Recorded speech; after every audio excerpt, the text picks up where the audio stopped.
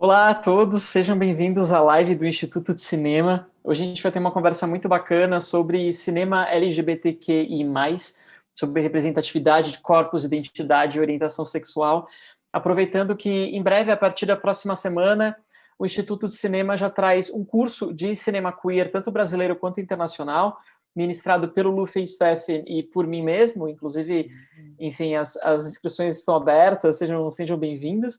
A gente tem uma convidada muito especial para conversar com a gente hoje, que é a Renata Carvalho. Então, eu vou pedir para a Renata se apresentar, falar um pouquinho mais dela. Para quem acompanhar a gente, podem mandar perguntas, se quiserem saber dela, a gente vai ler e a Renata responde ao vivo. Renata, com você. Olá a todos, eu sou Renata Carvalho, eu sou atriz, dramaturga, uma travaturga, diretora, eu sou transpóloga, sou graduanda em Ciências Sociais, sou fundadora do Monarte, o Movimento Nacional de Artistas Trans, e dentro dele fundamos o Manifesto Representatividade Trans e do Coletivo T. Certo. Bom, Renata, vamos começar falando um pouco sobre cinema queer LGBT de modo bem amplo. Eu queria saber que referências, que filmes brasileiros ou internacionais te marcaram particularmente, para bem ou para mal, que você tenha visto ou recentemente ou há muito tempo, que você acha importante a gente trazer para a conversa. Eu gosto muito do Revelação, que acabou de sair na Netflix. Eu gosto muito do que saiu, foi para Berlim junto comigo, Alice Júnior.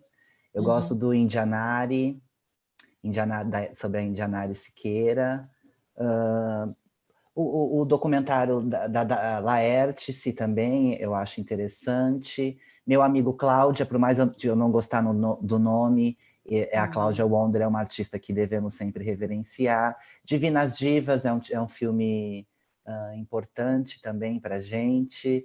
A Bicha Travesti, de Linda Quebrada, com certeza também É um ótimo. dos filmes é incrível. Nós temos bastante filmes falando. A Marie, por exemplo, Curta Marie, Léo acho Tabosa. incrível, do Léo Tabosa, amo, acho um curta belíssimo. A Tangerine, nós temos Pose, nós temos tanta coisa de arte agora, atualmente falando, né? A gente lembra que a maioria desses filmes que a Renata está citando estão disponíveis em streaming, o Revelação está na Netflix, e mesmo filmes brasileiros, o Indianara está disponível agora em streaming, o Pose, enfim, a série está disponível, então dá para procurar todas essas referências. Eu estava conversando um pouquinho com ela antes desse encontro sobre o Revelação, que é um filme muito recente, acabou de chegar na Netflix, e que não é um projeto sobre uma figura histórica específica, ele tenta entender a representação de pessoas trans ao longo dos anos na história do cinema. Fala um pouco mais sobre esse projeto para a gente, Renata. Esse documentário ele é produzido pela Laviane Cos, que tem falas incríveis no filme. Ele junta artistas importantes na história do cinema de Hollywood e todos esses artistas apontam para a gente a prática do transfake, que é quando um ator cisgênero interpreta um personagem trans, acarreta na nossa vida, e várias falas importantes no sentido de como as narrativas que escolheram, geralmente é uma narrativa, a maioria são sexual, criminal, satírica, debochada, são narrativas pejorativas, depreciativas, enfim. Contam, por exemplo, do filme Atraídos pelo Desejo, que uma cena que um homem, quando descobre que está se relacionando com uma mulher trans, ele vomita e isso causa vários vômitos em vários filmes de Hollywood. Enfim, de como algumas técnicas que eles usam para reafirmar a nossa travestilidade, a nossa transgeneridade. Por exemplo, quando o Ryan Murphy, que hoje dirige a fantástica série Pose, mas quando ele vai dirigir pela primeira vez e colocar um corpo trans, eu não vou lembrar o nome da artista, ele engrossa a voz dela, ele sobe 2 tons na questão do som. Para o quê? Para ser uma voz masculinizada. Então, são representações que masculinizam a nossa identidade, que colocam nossa identidade hipersexualizada, uma identidade criminal, uma identidade patológica, porque somos um corpo doente, um corpo causador de doenças, né? Quando vem a AIDS, então, eu costumo dizer, se a peste é gay, a mãe dela é a travesti. E como o cinema foi responsável, e a arte é responsável, e nós artistas somos responsáveis por marcar determinados corpos na arte. E isso reflete na sociedade, porque nós temos que entender que a arte é o reflexo da vida. Então, a arte precisa refletir essa vida de forma correta. Ela precisa parar de ser gordofóbica, racista, misógina, machista, transfóbica. Nós precisamos mudar essas narrativas depreciativas. Nós precisamos de narrativas positivas. Nós precisamos de personagens verticalizados. Tem uma coisa que acontece muito quando eu comecei a fazer teatro. A primeira coisa que você aprende, quando você vai fazer um determinado texto, por exemplo, eu vou puxar a sardinha para Plínio Marcos, que é santista como eu. Eu vou estudar a Abajur Lilás, Quando as Máquinas Param, qualquer obra desse artista, eu preciso estudar a época que ele estudou, que ele escreveu, estudar um pouco sobre o autor, essa peça, o que ele quis dizer com essa peça, e se tem alguma especificidade dentre as personagens, vamos estudar também essas especificidades, o que ele queria dizer com isso. Com os corpos trans, isso não tem. O cinema não tem uma pesquisa. O cinema fala da gente de qualquer forma, como fala dos corpos gordos, então, e como falam dos corpos negros. Então, nós precisamos rediscutir esse cinema. E que bom que eu estou hoje aqui no Instituto de Cinema, falando com pessoas que estão produzindo cinema, ou que estão começando, ou que estão buscando uma qualificação em outra área dentro do cinema, para que nós sejamos responsáveis por essa mudança. Precisamos ser. Não podemos naturalizar que um corpo tome 80 tiros e nada acontece nesse país. Não podemos naturalizar que policiais matem corpos pretos comumente, como se trocassem de roupa. Então, e o cinema ajudou a colaborar isso. Aqui no Brasil, as novelas. Então, nós precisamos... tem uma coisa que o livro Travestis e Prisões, ele traz um dado assim: nós conhecemos as travestis recortadas em cima dos ônibus, quando a gente passa de carro, de moto, de bicicleta, a pé, a gente nunca para falar com elas, porque elas são perigosas, assim foi o que a mídia disse. Então, quem conta essa história? E o Revelação, ele fala sobre isso. Quem conta a nossa história, a história negra, a história do corpo trans, é a mídia. Então, ela já começa com que somos violentas, somos perigosas, precisamos ser afastadas, somos um corpo doente. Ainda em cima dos nossos corpos, um discurso muito forte que é o religioso. Então, somos um corpo sem Deus, um corpo endemoniado, um corpo sem moral. Então, isso vai afastando, porque para você chegar no cinema esse corpo, você tem que enfrentar todas essas barreiras, toda essa construção social, midiática, carnavalesca, que permeia o imagético do senso comum em cima da travesti.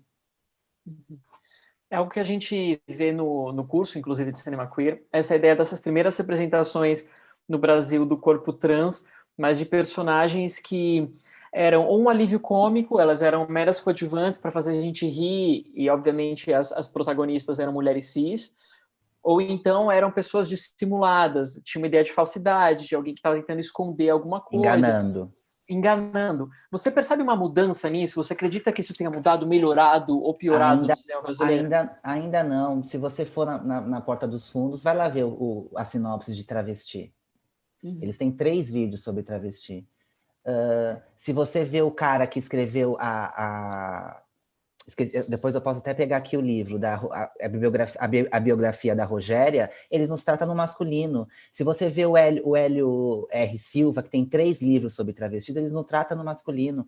E existem outras narrativas viciadas ainda. Primeiro, quando nós nunca temos par romântico. Quando tem, geralmente, quando tem agora tipo Sunset, são mulheres, né? Nós não temos uma vivência nisso. Uma outra narrativa viciada que se existe é mostrar o nosso pênis. Precisam mostrar. Então a gente vê no Bicha Travesti, na Laerte, em todos os outros, o que a Cláudia Wonder participa, sempre tem a necessidade de mostrar o nosso órgão genital. Nunca mostram de nenhum artista. Por exemplo, quando nos transfakes, nunca mostram o órgão genital desses atores. Mas quando tem artistas trans, eles precisam mostrar, eles necessitam mostrar isso. O quanto nós ainda ficamos na narrativa do órgão sexual. O documentário Revelação também fala disso, de quando os artistas vão na imprensa e eles insistem em perguntar se somos cirurgiadas, como fazemos sexos.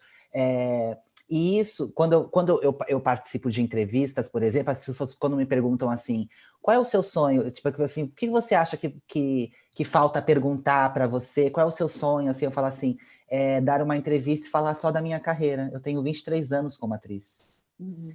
E eu preciso ficar falando de representatividade, de corpos de colonização. Eu precisei estudar sobre neocolonialismo, enfim, sobre gênero, para poder chegar na questão da representatividade. Porque nós também somos expulsos desse lugar de saber. Então, porque é difícil você pensar o seu corpo travesti sendo uma travesti. Porque você tem que pensar em tantas coisas, é tão difícil ser travesti. Eu que tenho uma vantagem social na minha população, que tem esse tempo para pensar e ler sobre esse corpo. Então, nós precisamos falar disso. E precisamos falar de maneira mais humana, mais natural. Ser travesti é tão natural quanto ser cisgênero. Nós temos relatos da Chica Manicongo, que é uma travesti que era açoitada, uma travesti escravizada, que foi sequestrada do Congo, era açoitada porque não queria usar vestes ditas masculinas.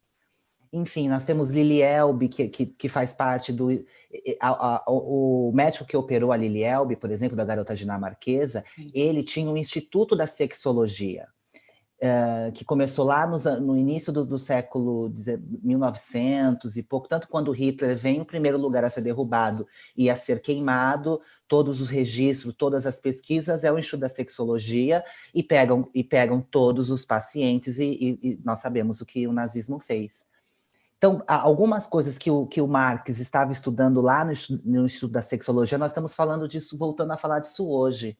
Então, também, como nós também nós temos esse apagamento na história. Então, não sou eu que estou lutando, eu não sou a primeira a lutar por representatividade. A gente teve a Abdias do Nascimento lutando com o teatro negro. Nós tivemos Cláudia Wonder tentando, de alguma forma, falar com a Thelma Lippe quando ela acontece no Carandiru, quando tiram ela.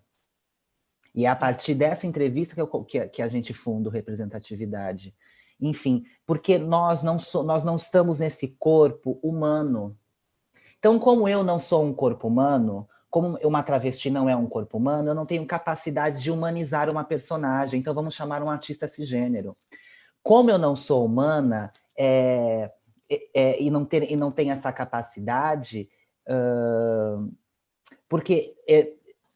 esse meu corpo não é validado enquanto artista, eu não sou validado enquanto artista, não se espera que eu fale de mim de forma ética, de forma séria, de forma aprofundada, sobre teatro, sobre simbologia, porque como a gente está falando de cinema aqui, o poder da imagem, de quando a gente reforça artistas homens cisgêneros fazerem o nosso corpo, nós estamos masculinizando essa identidade.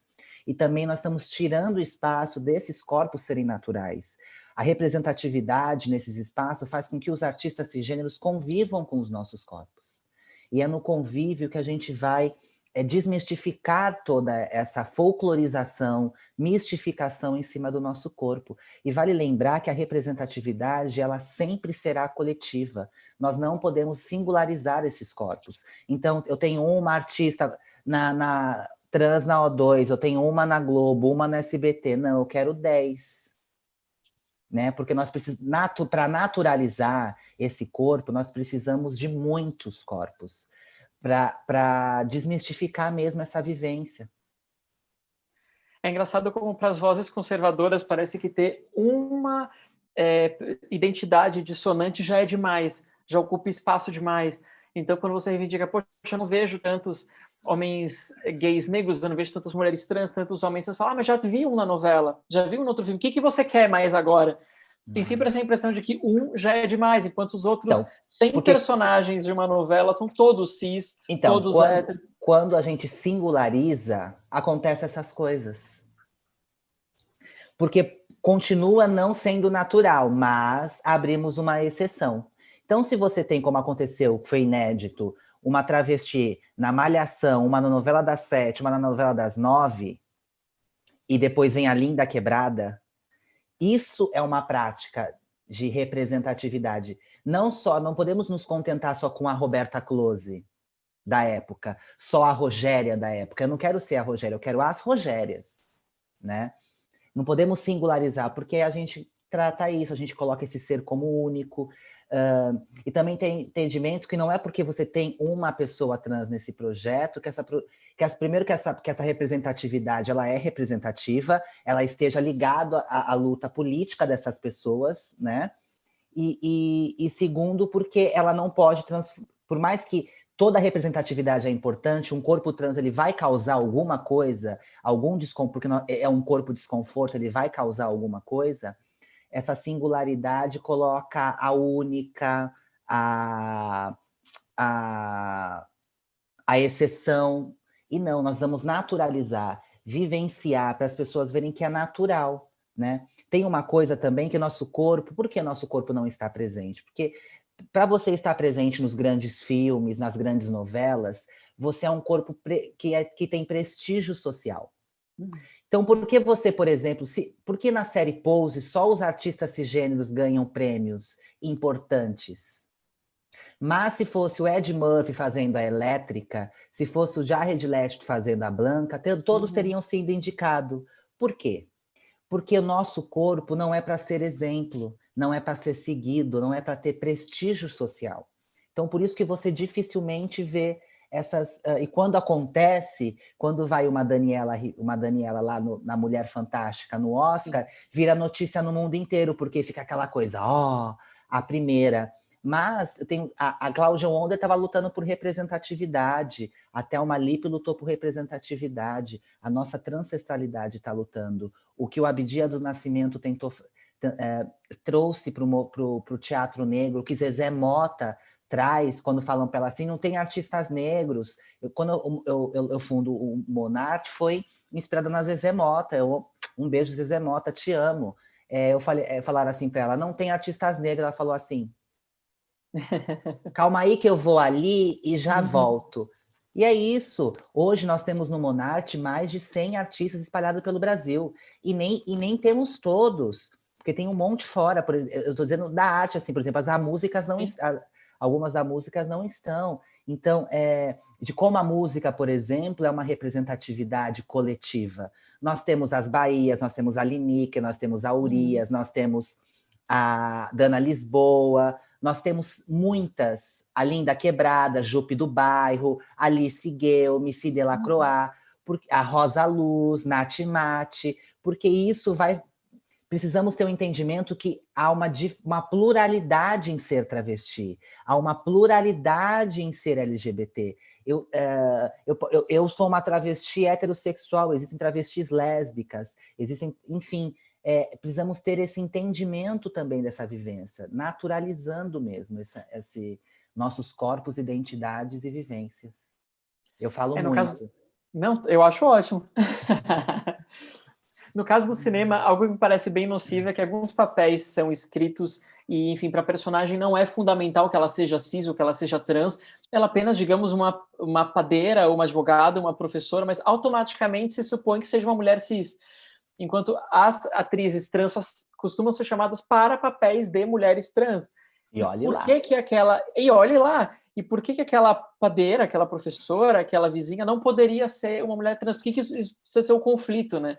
Porque porque esse corpo é marcado. Da mesma forma, se não tiver ator negro, não vão pensar num ator. Porque já pensam nesse corpo universal, esse corpo de vivência branca. Porque no Brasil... Eu, como transpóloga, eu afirmo, não existem brancos, por mais que você seja Ana Hickman.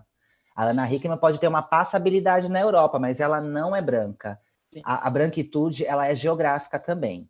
Mas nós pensamos nesse corpo, mais que tenha isso, eu vivo do privilégio da branquitude no meu país, né? Então, nós já pensamos nesse corpo universal, nessa beleza universal, e o corpo universal é esse homem branco, cisgênero, hétero publicamente. Nós não vamos pensar nesses corpos marcados. Então, quando a gente singulariza, a gente marca esses corpos. Então, é disso que a gente precisa falar, de singularizar para desmarcar esses corpos. tem uma coisa também, que quando um ator interpreta um personagem trans, alavanca a carreira desse ator, de qualquer um, no Brasil e fora dele.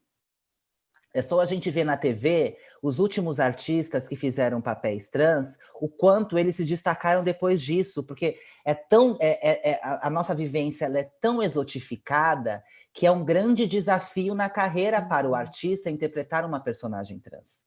Mas quando eu, uma atriz, tenho profundidade e consigo interpretar tecnicamente uma atriz, não, ela está interpretando a vida dela.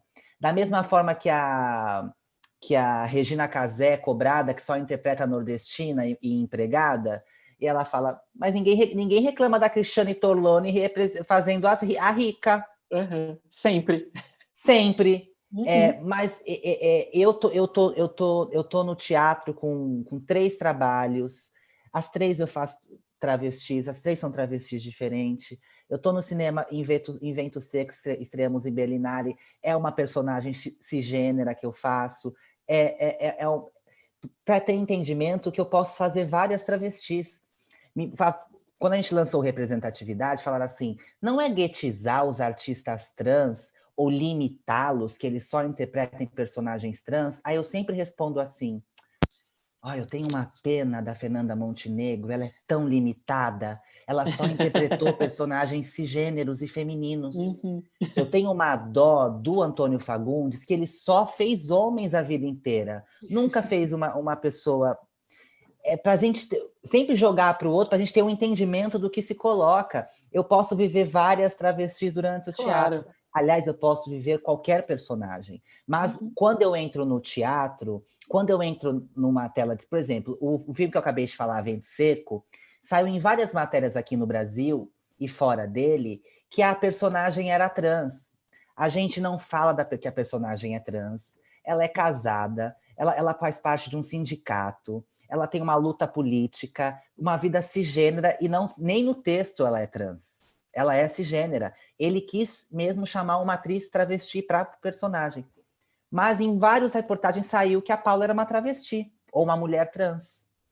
Porque quando eu entro no palco, eu não deixo de ser travesti. A minha Julieta, ela vem marcada. Então, se um diretor de teatro quiser montar Shakespeare e chamar eu para fazer a Julieta e um Romeu gordo, vai sair vai ser divulgado que o diretor tal está desconstruindo Shakespeare.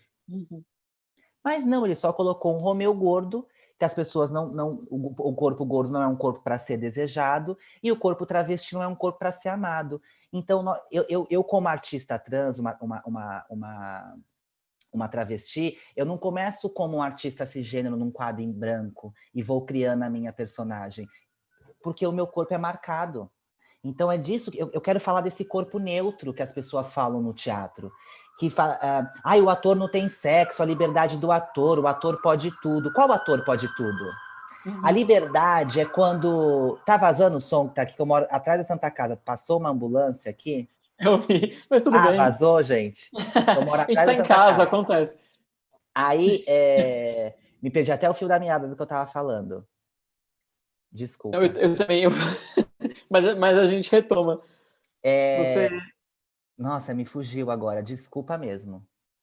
Não, você tinha falado do Shakespeare, eventualmente do Shakespeare desconstruído, de como seria se te chamassem. Sim. Inclusive, puxar o gancho, eu queria falar que o mais conotado disso foi toda a polêmica em torno do Evangelho segundo Jesus Rainha do Céu, porque daí falar, não pode ser. Como você acompanhou isso e você acredita que a percepção mudou desde o seu trabalho com essa peça?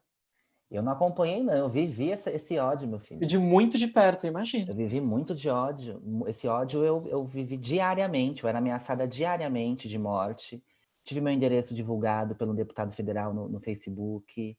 Eu tive que já apresentar colete à prova de bala. Já entraram e tiraram som, a luz. Já chamaram... teve uma apresentação em Garanhuns, chamaram polícia militar, guarda civil, tropa de choque e exército.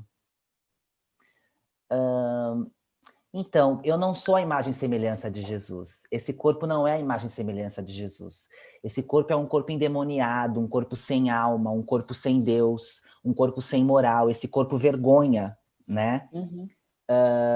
Por isso que eu uso travesti hoje como qualidade, para contra-argumentar essa vergonha.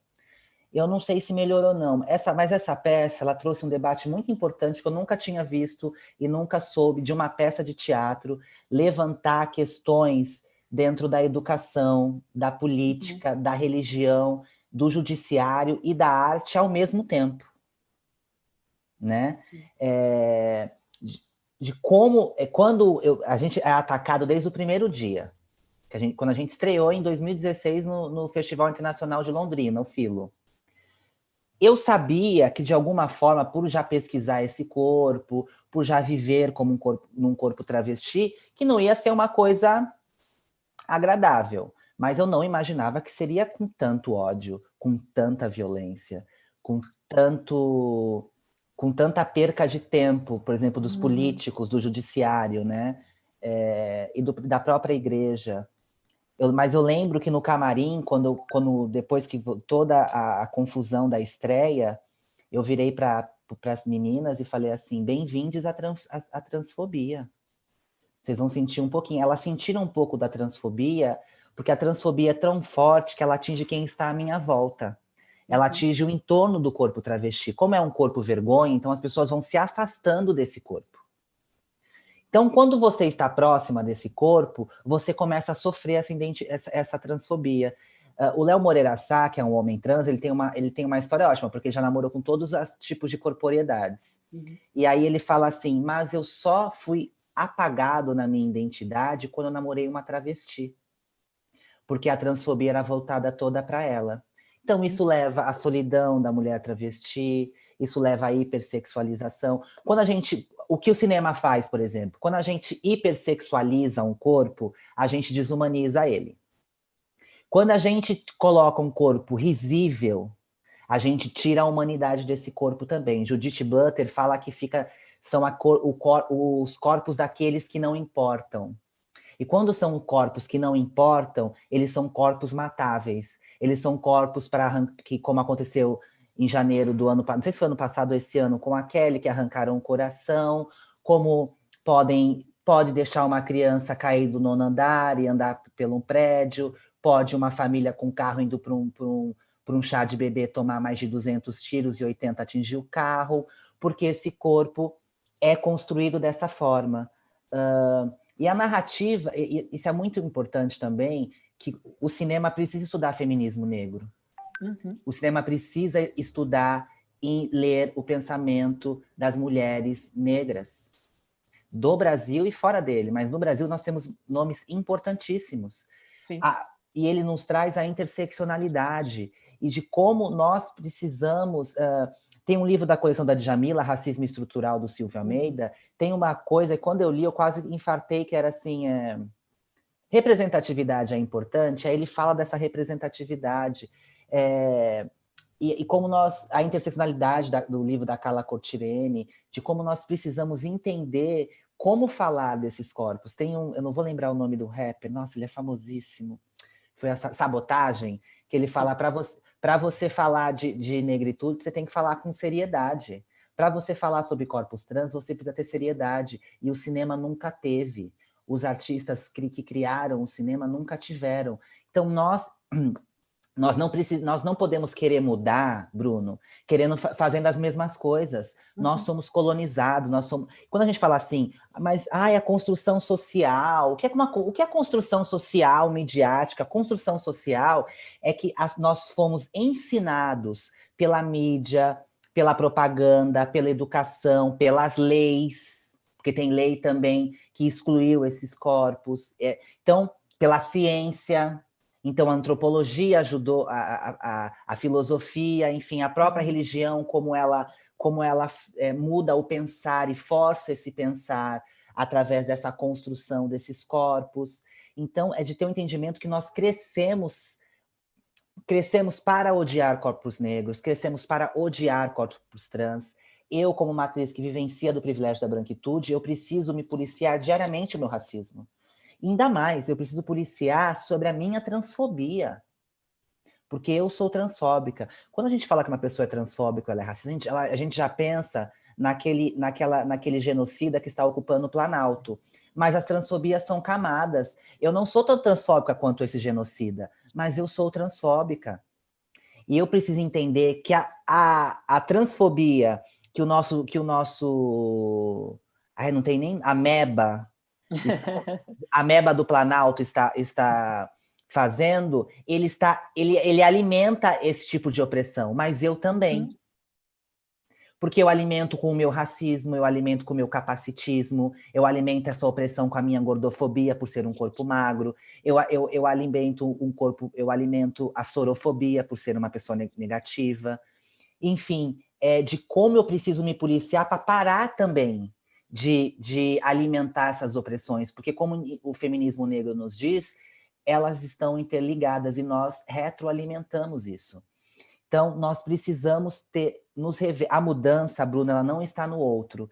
Eu sei que o outro vem da Simone de Beauvoir, que vem da mulher, que é o outro do homem, porque é esse sujeito universal. Lembrei o que eu tinha esquecido, quando eu falar do status quo, depois você me lembra, status quo, que eu vou lembrar do que é. Okay. Esse corpo universal do homem, e aí vem o feminismo negro brilhantemente falando que a mulher negra, a pessoa negra, é o outro do outro, e eu, como uma pessoa, e como transpolo, eu digo a travesti, e ainda mais a travesti preta, é o outro do outro do outro.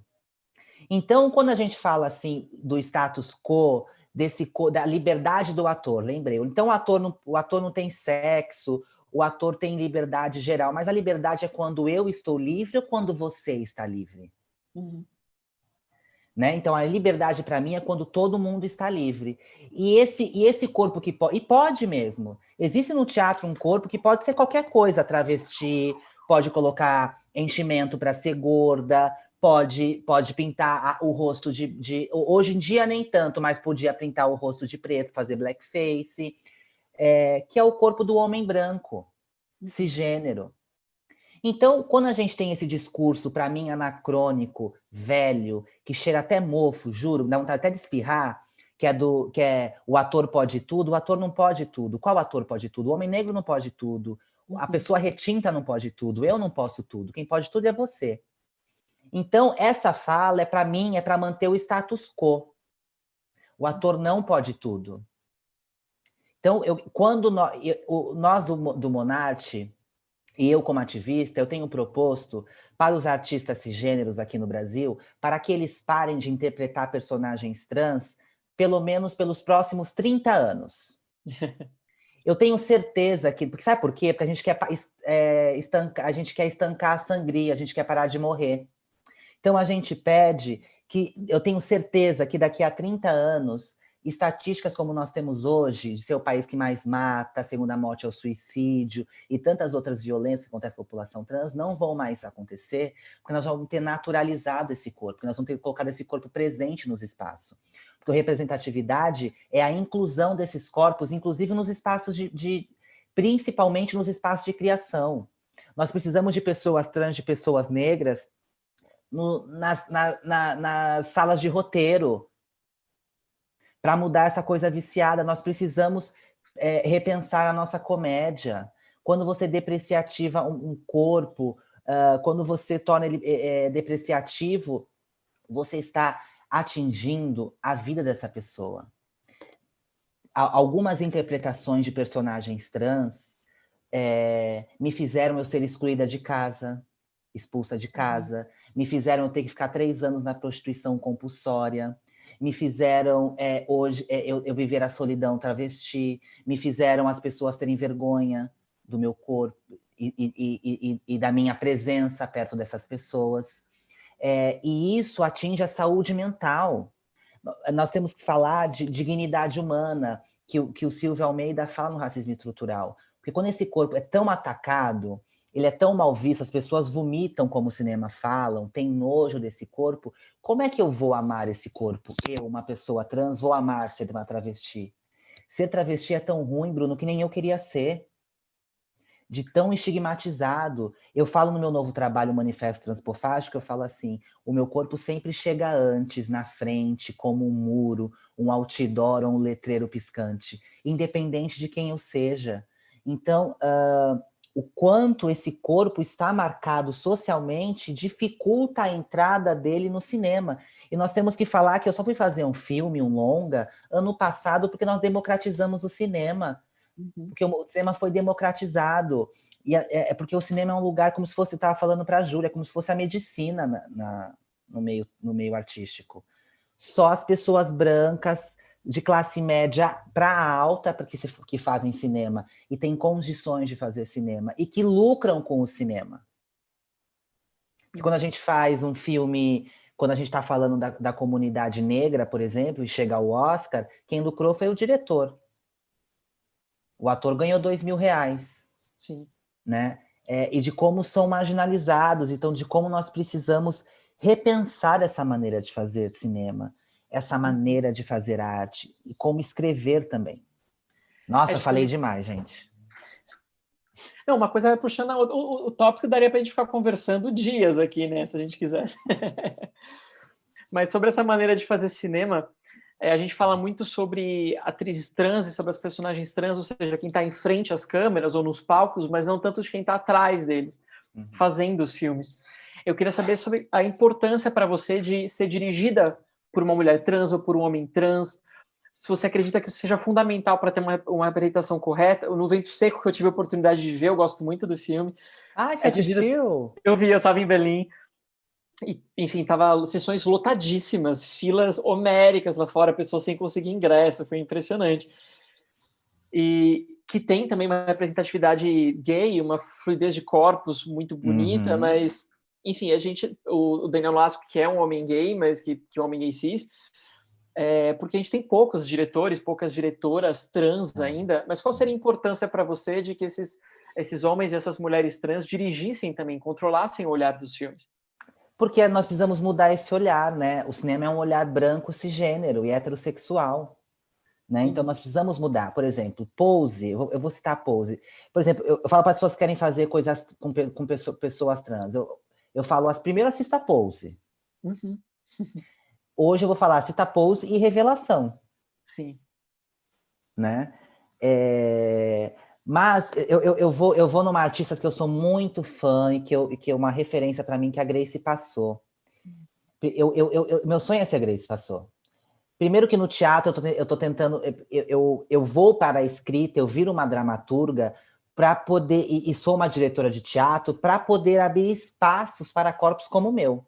E para mim mesma, né? Então, eu escrevo e atuo no Manifesto Transpofágico, enfim, espelhado um pouco no que a Grace Passou. Só que a Grace Passou é muito mais babada. Agora ela já está no cinema.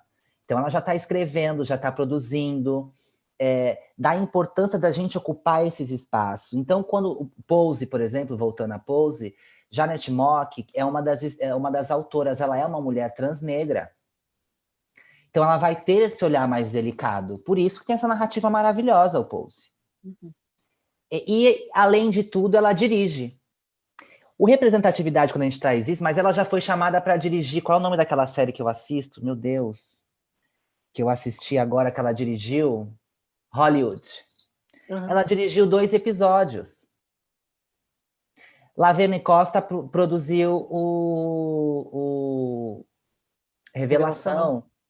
E de como tem diretores lá produzindo. Aqui a gente tem a Júlia Catarina, a gente tem Gal Bagagoya, com os filmes. Mas como é importante, por exemplo, o Vento Seco, nós tínhamos pessoas LGBTs em toda a parte de criação, por trás das câmeras. Então era uma pessoa de mulheres e a maioria todas LGBTs. Um outro filme que eu fiz em 2000, que eu também, quando eu fiz 2 em 2019, mas quero fazer mais, me chamem, viu, gente? Então, eu amo cinema, e aí eu fiz com o Daniel Rodrigo de Oliveira, chamado Os Últimos Soldados, mas aí eles levaram isso para dentro também, então contrataram pessoas trans para trabalhar na equipe. Então eu tinha o Bartô e a Royce, que era exclusiva para maquiar aqui a travesti. De que isso é importante, porque, primeiro, nas telas é importante uma questão de espelho para a sociedade. Então, para a gente naturalizar dentro da sociedade, porque a representatividade é assim, é aquela velha, uma frase bem clichê, que a arte imite a vida e que a vida imite a arte. Então, que a arte inclua corpos trans para que a vida também passe a incluí-los. Mas é natural que esses corpos, depois que eles estejam no palco, sejam ocupados também nos espaços de criação. É natural que isso, porque a discussão vai ampliando. Mas o quanto é importante nós temos esse olhar na escrita, na direção, e nós podemos trabalhar juntos. Não que ninguém pode mais falar sobre corpos trans, mas nós queremos falar juntos, nós queremos humanizar, nós precisamos de... Quer falar de... Como a gente vai fazer um documentário Marielle, e a produtora é branca, o diretor é branco, é uma falta de tato, é uma falta de... É uma apropriação cultural mesmo da gente. Porque é o que eu falo para alguns artistas cisgêneros que fazem transfake. Não há problema, vocês estão lucrando só com os nossos corpos. E não tem problema em lucrar, mas vamos dividir? Porque o representatividade fala de redistribuição de renda, que isso afeta diretamente a nossa saúde mental. Mas isso vai acontecendo, e está acontecendo, e precisa acontecer. Ocupar mais esses roteiros, precisamos tirar esse olhar cisgênero, esse olhar branco, e pior no Brasil, de vivência branca, nós acreditamos ainda que somos brancos. Que narrativa é essa que a gente coloca, gente? Todo mundo acha... Eu costumo dizer, não tem a Barbie fascista, quando falaram no Brasil, na época? Eu tenho um conto que eu falo, não, amor, aqui é a Suzy fascista, não existe Barbie no Brasil. Por mais que você seja a Ana Hickman, você é a Suzy fascista, querendo ser a Barbie. O que eu acho engraçado é que, no caso do cinema brasileiro, a gente tem tido muito mais filmes representando pessoas trans de uma maneira mais respeitosa, mas muitos documentários, principalmente. Eu estava conversando com a Mariana Souza, que pesquisa na área, ela fala, gente, até no cinema, as formas mais marginais de cinema são as que têm mais liberdade de representar corpos marginais. Então, são os curtas-metragens documentários. São os exemplos que você citou, Indianara, Laertice, Divinas Divas, porque nas ficções a gente ainda tem umas coisas bastante questionáveis, a Glória Graça, o Casamento de Gorete. Falar, mas eu coloquei uma personagem trans lá no fundo como coadjuvante, mas chamei uma cis e coloquei uma prótese no maxilar dela para parecer masculino e tá tudo bem. E aí é muito louco, assim, a prática do transfake é isso. É uma das maiores... Pode ver que a maioria dos filmes tem uma transparent, é assim. Você coloca como pano de fundo eu passando ali atrás, tá vendo? Que só minha mãe vê. Eu passando ali atrás. Ai, não, mas tem a Renata ali no fundo, porque colocam para validar o transfake do protagonista, né? E a gente tem feito... É isso, assim, parece que a gente mais precisa evoluir ainda é na ficção, né? Que ainda é o que as pessoas mais veem, ainda são os produtos mais comerciais, que dão mais retorno e a gente tem mais dificuldade. De como nós precisamos reinventar esse tipo de fazer. Nós temos narrativas positivas. As Bahias fizeram uma live agora no último domingo, que elas colocaram trans é para brilhar. É óbvio que existem histórias tristíssimas que contam da gente, eu acho importante contar, mas eu quero fazer, eu vou em todo lugar de cinema que eu vou, na O2, lá com o Pico da Neblina, com o Rodrigo e o Nolasco, eu falo assim, sabe qual é o meu sonho? Além de fazer Gisberta no cinema, que é uma narrativa separada, mas é fazer uma história de amor entre eu e um homem cisgênero. E quando eu digo eu, uma travesti. E que seja natural isso, e que seja mais, e não pode ser só um, precisa de muitos filmes assim, para a gente poder naturalizar essa vivência e essa relação. A gente vai chegar no momento que a gente não vai falar, não, é uma história de amor entre um homem cisgênero e uma mulher travesti, a gente vai falar, é uma história de amor. Entre duas pessoas. Ainda falta muito para a gente chegar nesse... Ainda falta muito para chegar nisso. E também de como é importante, também quando a gente fala do guetizar, por mais que eu tenha brincado com a questão da Fernanda Montenegro com o Antônio Fagundes, é natural que convites apareçam para outras coisas. Então, por exemplo, o Daniel Nolasco, o produtor, o Cássio, me assistiu numa peça em Goiânia, Domínio Público. Daquela peça, ele falou assim, nossa, ela pode fazer esse personagem cisgênero. E outras artistas trans Então, a Maria Clara Spinelli, por exemplo, quando a Glória Pérez tenta dar um truque nos 2 transfake da novela, da Carol e do Silvério, e aí coloca um personagem cisgênero para Maria, mas sem profundidade, sem história, sem verticalidade, mas... E como a narrativa também escolhe. Então, por exemplo, na novela, eu queria ser uma pessoa trans para fazer um show. E aí, é difícil porque coloca a sua vida como uma drag queen, porque isso faz com que... Esse tipo de narrativa faz com que as pessoas acreditem que é isso. Então, que é uma questão... Então, eu transiciono para fazer sexo e fazer show. Então, se espera-se de mim que eu venha aqui nessa live, abra um leque, cheia de paetê, não que eu não goste de paetê, uns brilhos, mas que eu faça um espetáculo, que eu seja do glamour, que caia uma pluma aqui no meu ombro, porque se espera que eu faça isso. Isso faz parte da arte trans também, essa glamourização, essa carnavalização da travesti que aconteceu com os espetáculos das travestis, né? Mas que nós somos atrizes, diretoras, atores, escritores, artistas circenses, artistas plásticos. Nós temos uma pluralidade porque nós somos plurais. Essa coisa trans não é fantasia, né? Porque, pensando, sei lá, existe a drag queen, que é uma personagem, que daí ela se veste de uma certa maneira, ela se apresenta ali com traços femininos, mas que também são uma brincadeira, e fora disso ela se desmonta e ela vai levar a vida. Não tem nada a ver com a questão. Eu como transpólogo, eu vou te montar uma pesquisa que eu fiz, a minha pesquisa é um pouco empírica também, né? Eu entendo essa coisa do corpo fantasia e de como nós estamos na fantasia, né? Como eu com um pouco de... as pessoas trans, elas têm um negócio que a gente chama de confinamento doméstico por ser travesti. Então, você deixa de sair de casa para evitar violências. Isso que leva a um estado de depressão, mais de 60% estão em depressão, leva ao nosso maior causa de morte, que é o suicídio. E isso, com toda pessoa trans, ela é um pouco... Nós já conhecemos o isolamento social.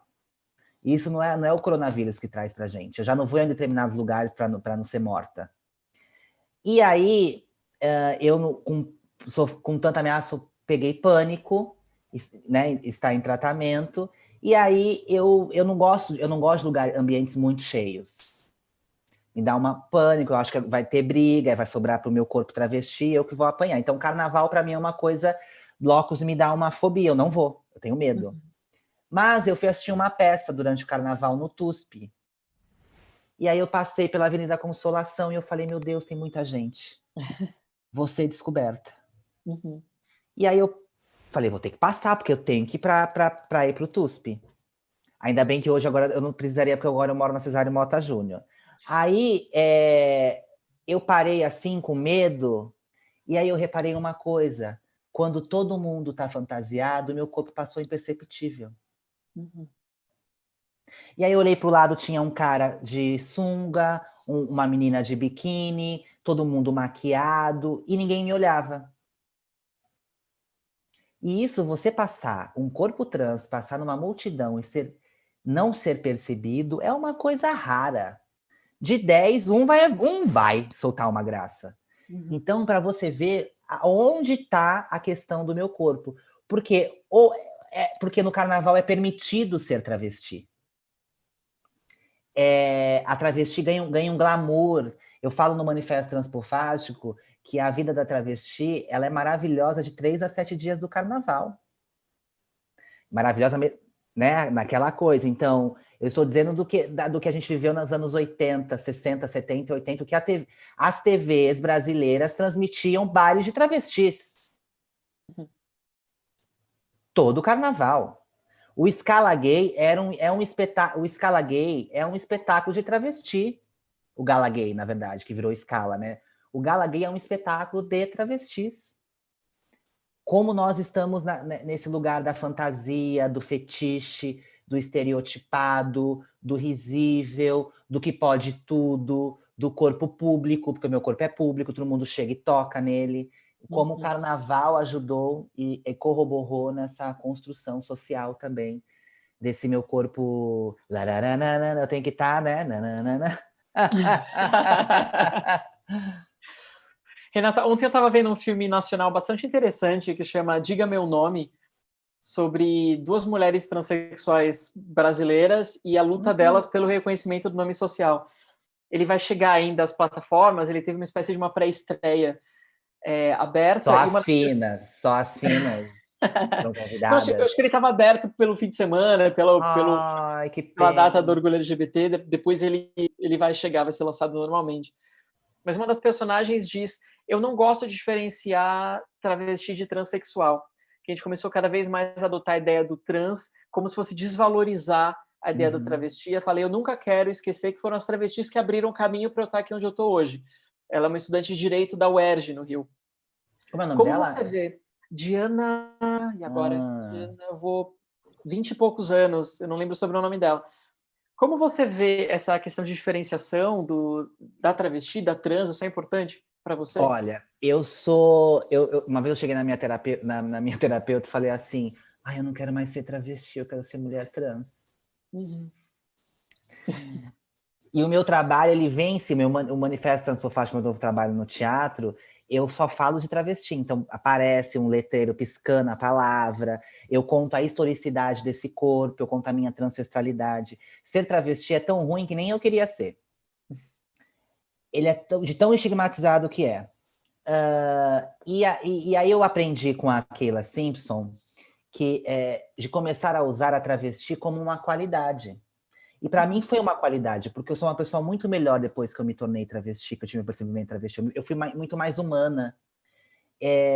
Eu consegui olhar a minha volta com um olhar muito mais humano, muito mais amplificado, né? Mas, por exemplo, no manifesto, uma mulher trans foi... E já aconteceu algumas vezes comigo das pessoas falarem para mim: não, você não é travesti, você é uma mulher trans. E eu falar: não, eu sou travesti. Não, não, não, você é uma mulher trans. E são pessoas trans. Não, eu sou travesti. Aí eu pego no braço assim: não, eu sou travesti. Aí a pessoa falou assim: não, Renata, você é uma mulher trans. Aí eu falei: não, querida, eu sou uma travesti. Uhum. Travesti é uma identidade, e mesmo se eu me assumir uma mulher trans, porque isso é uma autoafirmação, eu vou ser vista como uma travesti.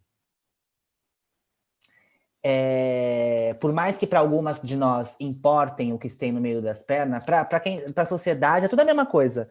É só a gente ver o que a Ariadna sofria de transfobia no Pânico, por exemplo, mesmo sendo cirurgizada, né?